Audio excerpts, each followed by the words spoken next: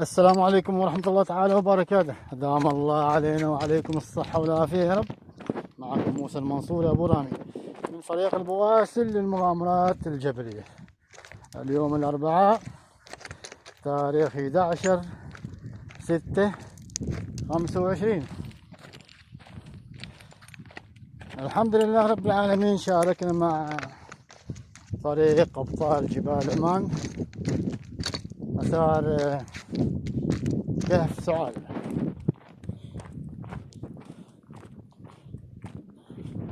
هذه ولاية بدبد. طبعا كهف سعال أو سعال أو منطقة سعال تابعة ولاية بدبد، ما بينهم عند قريب بوسر يعني.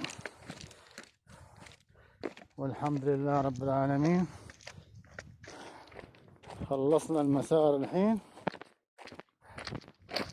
بكل أريحية.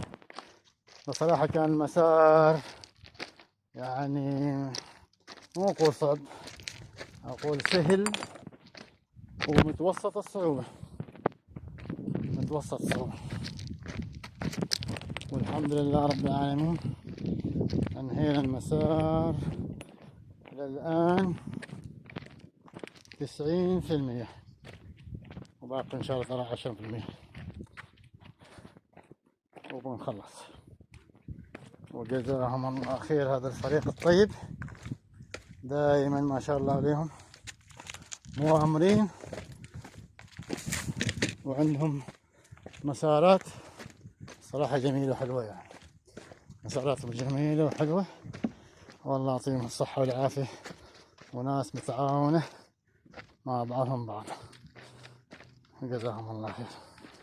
ونحن حاليا ننزل إلى منطقة سعادة. هذا الشباب قدامنا يا أبو خالد، الله يعطيك الصحة والعافية.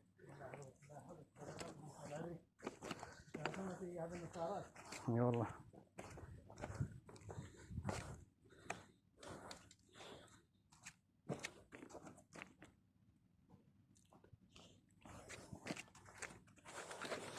نتلاقى ان شاء الله في مسار اخر باذن الله تعالى.